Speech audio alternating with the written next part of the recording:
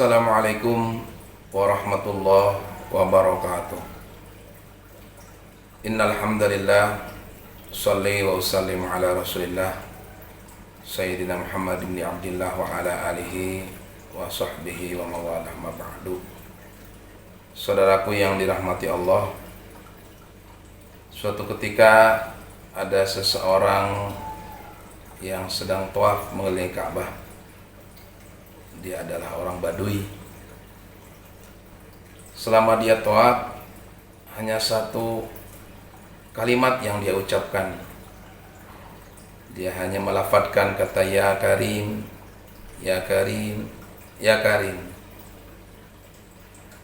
Tiba-tiba di belakang orang Badui tersebut ada seseorang yang sangat tampan, sangat rupawan, elok dipandang. Dan orang tersebut mengikuti apa yang diucapkan oleh si Badui. Dari belakang dia mengikuti sambil mengucapkan ya Karim, ya Karim, ya Karim. Rupanya apa yang dilakukan oleh orang tersebut membuat si Badui ini tersinggung. Seolah-olah dia mengejek dan menghinanya. Maka dia berhenti sejenak. Dia berkata kepada si orang tersebut, apakah kau mengejekku, menghinaku? Orang tersebut menjawab, tidak, aku tidak menghinamu. Aku hanya ingin mengikuti ucapanmu. Kemudian si Badui ini meneruskan tawafnya. Dan dia ulangi lagi kalimat ya Karim, ya Karim, ya Karim. Nah, rupanya orang tersebut mengikutinya dan kembali melakukan apa yang diucapkan oleh si Badui. Sampai akhirnya si Badui ini merasa tersinggung dan dia berkata, kau benar-benar telah menghinaku. Akan aku laporkan kepada Muhammad agar engkau dihukum.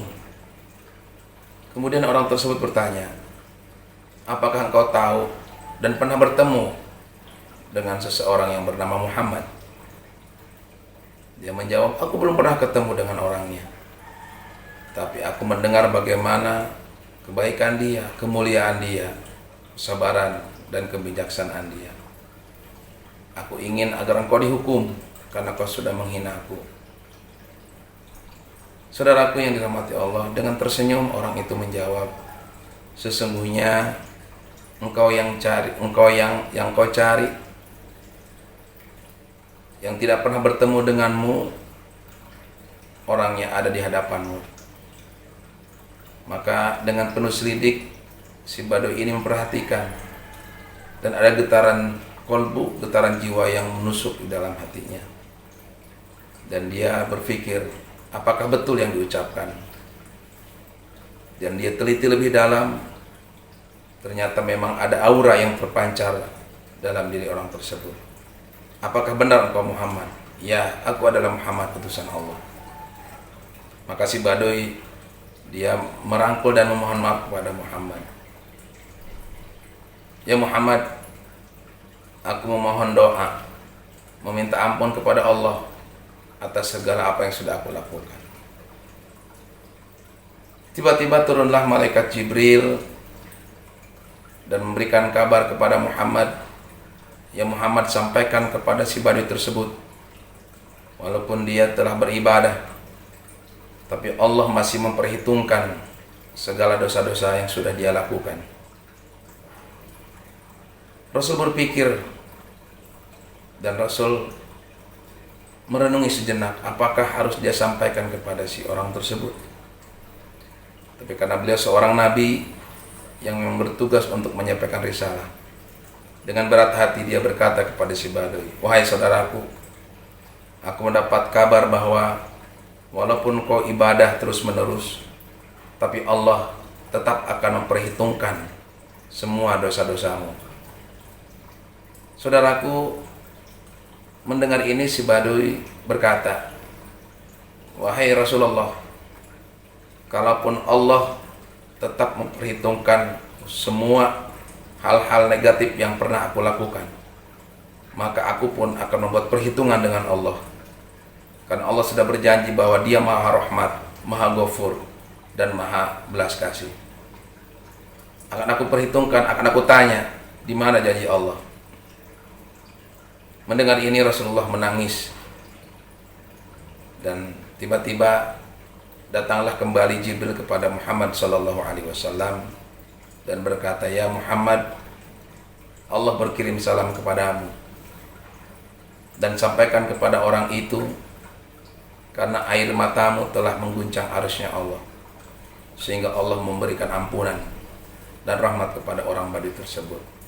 Semua dosa-dosanya Allah sudah hapus, Allah sudah ampuni." Masya Allah, saudaraku, dari kisah tersebut hikmah yang bisa kita ambil, yang pertama adalah begitu besarnya rahmat maghfirah dari Allah Subhanahu wa taala, sehingga rahmat Allah lebih besar daripada murka Allah. Yang kedua, sebesar apapun dosa yang kita lakukan, Allah pasti akan ampuni, kecuali dosa syirik. Dan yang ketiga, kalau kita perhatikan amalan yang dilakukan oleh si Badui ini, dia hanya mengucapkan kata ya Karim, ya Karim, ya Karim. Dan Allah tidak melihat berapa banyak kosakata doa yang kita miliki, tapi Allah lebih melihat kepada kesungguhan kita, kesungguhan untuk beribadah, kesungguhan untuk bertobat, kesungguhan untuk melakukan hal-hal yang mendatangkan ridha dari Allah Subhanahu wa taala. Mudah-mudahan Allah senantiasa menjadikan kita hamba-hamba yang istiqamah. Amin ya mujibas sailin. Assalamualaikum warahmatullahi wabarakatuh.